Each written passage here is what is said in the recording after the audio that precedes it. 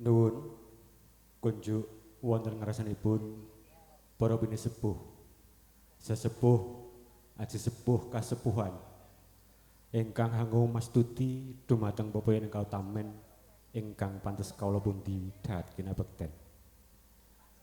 Menggah saderengipun kawula kepareng sumpel matur langkung rumiyin kala ikraraken Assalamualaikum warahmatullahi wabarakatuh. Namo Sang Hyang Adi Budaya, Namo Buddhaya. Salam Om Swastiastu. Salam kebajikan, Rahayu, Rahayu. Kunjuk dumateng punipun para bapak pangemban pangembating praja satriya negari ingkang dados pandam pandumeng para kalodasih ingkang kinurmatan.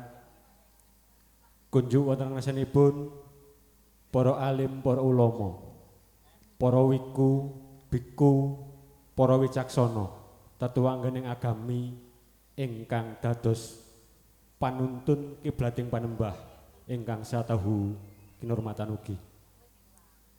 Langkung-langkung kunjuk dumateng punipun para tamu kakung sumawana putri sinedahan ingkang sanget kawula hormati. Boten kesupen ugi kunjuk dumateng punipun Bapa Satar Ibu Ngatini Godrah keluarga ageng ingkang tansah kula hormati. Menggah saderengipun laju kawula atur kawula pinangka sulih salira saking punipun Raka Mas Gita Purnomo saking Dukuh Salaan Desa Jeruk Kecamatan Selo Kabupaten Boyolali. Langkung rumiyin sumangga kula dherekaken ngambali ngunjukaken rasa puji tuwin syukur wonten ngarsanipun Gusti Ingkang Maha Agung. Bilih wonten ing rikalenggan dalu punika panjenengan sedaya dalasan kawula tansah pikantuk nugrahaning Gusti saengga saged makempal matemu wadana wonten dalemipun Bapa Satar Ibu Ngatini Dukuh juga Kecamatan Donorojo Kabupaten Jepara kanthi wilujeng ing sambikala. Laju kawula atur kula ingkang kos pindah pinangka sulih salira saking punipun Bapa Gita Purnomo. Menggah saderengipun nyuwun diagungna pangsami ing mbok bilih sowan kula sarombongan radi-randat saking sawetawis awet ngangeti kawontenan margi tasih nuwun sewu macet dados ing mbok bilih sowanipun Raka Mas Gita Purnomo randa saking saktawis nyuwun diagungna ing pangesami. Ingkang sepindah sowanipun Raka Mas Gita Purnomo lumantar kawula hanganti Sekar Kudup Sasele calon pinangantan kagung ingkang asesilih pun Sandi Aryadi putra kagung sakipunipun Raka Mas Gita Purnomo Ibu Sutarni saking Boyolali. Menggah pangucap saha panyuwunipun Raka Mas Gita Purnomo bilih dumawah ing dinten benjang-enjang calon pinanganten kakung sekala wau mugi kamerkarna kadadana sakembarean kaliyan putra pawestinipun Bapa Satar Ibu Ngatini ingkang asesilih pun Dwi Anditasari anut satatening adat ingkang sampun sinengker wonten ing padekan juga ing mriki mugi sedaya pikantuk berkah pangestunipun para rawuh lumampah kanthi wilujeng nering sambikala. Wonten ing klasinipun sowanipun Raka Mas Gita Purnomo sinadyanto namung sakwentawis tuwin sak cekapipun sekala wau gehangan di angasta angsal-angsal ing mbok pilih adat Jawi saking Kabupaten Boyolali kawastanan urun buuh wilujengan sinaosa namung boten sepintena boten misra namung sedaya kalawuh namung jalari utawi adat ingkang sampun sinengker wonten ing Kabupaten Boyolali hanamung ing mbok bilih panjenenganipun Bapa Satar kersa nampi sinaosa kathah kirang slebetipun kawula ingkang tinanggenah nyuwunaken agung ing samudra pangesami. Ugi suwanipun Raka Mas Gita Purnomo hangan di Baraya Barat Ageng sedaya hanamung keluarga saking menipun Raka Mas Gito Purnomo ingkang saat menika sampun kepareng derek sowan derek mahragya paragyanipun Bapak Satar ing mbok bilih para warga saking menipun Raka Mas Gito Purnomo anggenipun marak sowan mahragya kathah kirang slopatipun lumantar kawula panjenenganipun sedaya nyuwun agung ing samudra banget sami mugi kemawon dumugi dinten benjing-enjing sedaya tansah pikantuk nugrahaning Gusti ingkang Maha Agung. Para pepundhen mini sepuh sagung lenggah kawula kinten namung semanten atur kawula ing mbok pilih Purwa Madya hingga wusana. Kathah kirang slopatipun atur kawula pribadi kala mawantu-wantu nyuwun agung ing samudra pangesami kanthi pinutuping atur kawula wabillahi taufiq wal hidayah. Wassalamualaikum warahmatullahi wabarakatuh. Namo Sang Hyang Adi Budaya. Namo Buddhaya.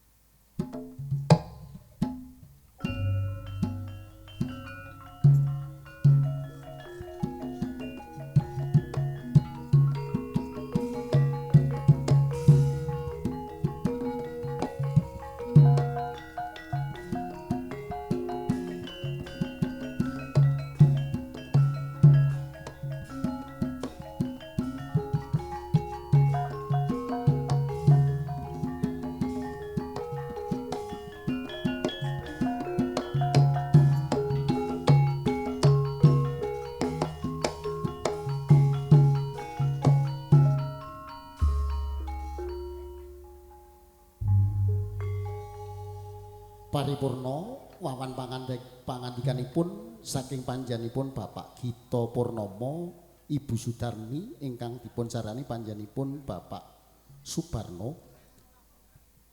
Datan cacar cewet najan sak gluguting kolang-kaling menika mboten wonten cewetipun.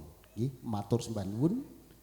Pramila ing mriki ndungkap adicara ingkang kaping kalih minangka atur panampi ingkang badhe dipun sarani panjenenganipun Bapak Rumadi Titi Sasana sumawana wekdal tumunten kula aturaken panjenenganipun Bapak Rumadi minangka sulisarira saking panjenenganipun Bapak Satar kepareng minggah wonten ing sasana agung sawantawis kinarya ngaturaken panampinipun.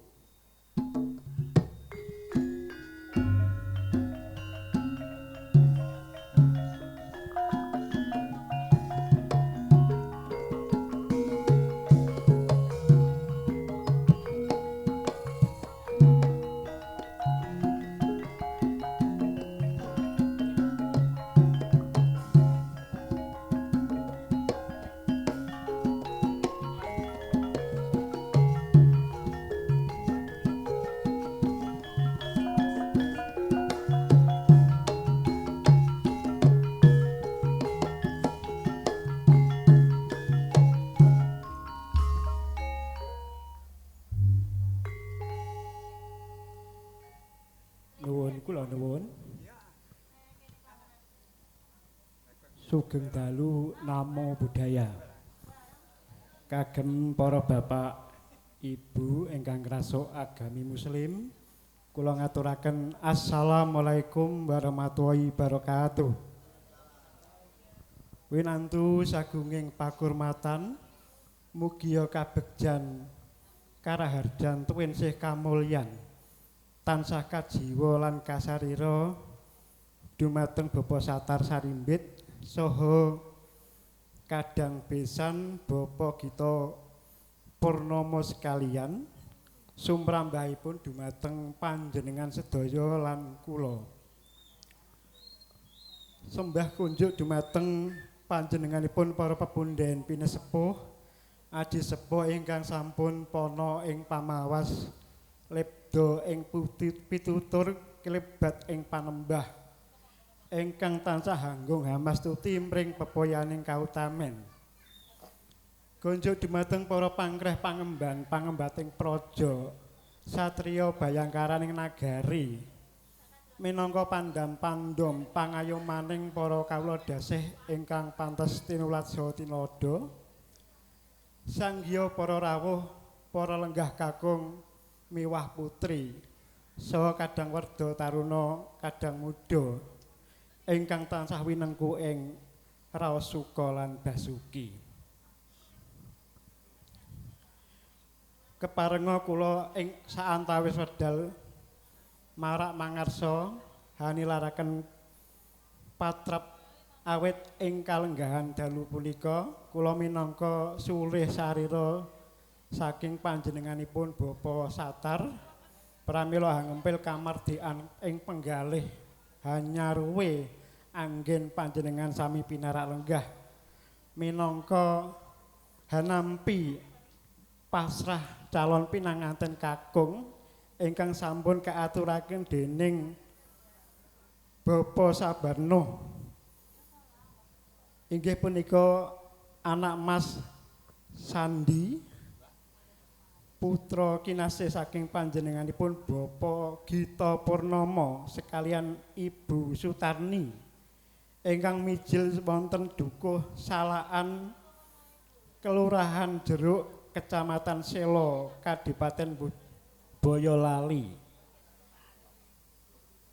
Pramila kawigatosan ingkang sampun kaaturaken ngajeng kala wau ingkang sepindah Bapa Satar sekalian ngaturaken winangsulan salam saking panjenenganipun Bapa Gita Purnomo kanthi ngaturaken salam namo budaya. Mugia kanthi salam kala wau hambuka wewaraning wicara mugia pahargyan wiwit purwa madya sawasana ing gati saged lulus raharja kalih saking sedaya sambikala.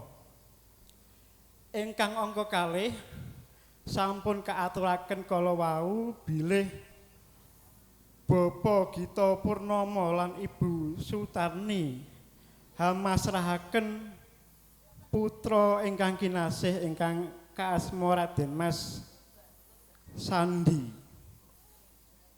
Menika kula minangkani sulih sarira saking Bapa Satar sekalian kula tampi kanthi asta kekalih lan benjang dinten Minggu Surya kaping 29 Maret badhe kawisuda miturut adat Widiwidana ingkang tasih kasengker wonten ing laladan juga mriki. Kangge kraketaken kekadangan ing antawasipun Bapa Satar kaliyan Bapa Gita Purnomo. Ingkang angka 3 Bapa Sabarno wau ngaturaken syarat sarana upakarti tiyang palakrama menika kula tampi kanthi asta kekalih saking Bapa Satar ngaturaken gunging panuwun lan boten kaaji saking regi ingkang kapasrahaken ananging menika pratandani kekadangan besan bebasanipun boten nyinaketaken balung kapisah daging arenggang bebasanipun tegesipun bangun bebesanan agung ing antawasipun keluarga saking juga saha kulawarga saking dukuh Salaan Boyolali. Salajengipun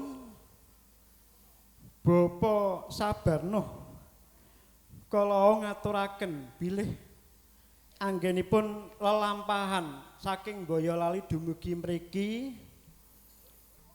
sampun katebihaken saking sedaya sambikala. Pramila saking Bapa Satar sak kulawarga ugi dedonga mugi-mugi anggenipun lelampahan saking mrika slamet lan sak wangsule ing purnaning gati benjang Minggu menika nggih mugi-mugi slamet katebihaken saking alangan sak margi-margi. Menika dedonganipun Bapa Satar sekeluarga. Salajengipun ing mbok bilih Bapa Satar sekalian anggenipun cerawungi panjenengan Bapa Gita Purnomo sak pangombyong wonten tetembungan Anggenipun srawung ing mbok bilih kirang tembung. Anggenipun caos palungguhan kirang mungguh. Utawi anggenipun suguh kirang duduh.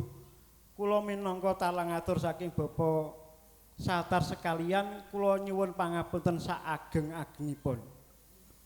Makaten ingkang saged kula aturaken minangka sulih sarira saking Bapak Satar Ibu Ngatini mboten kathah ingkang saged kula aturaken panutur mengatur sugeng dalu namo buddhaya. Wassalamualaikum warahmatullahi wabarakatuh. Nuwun.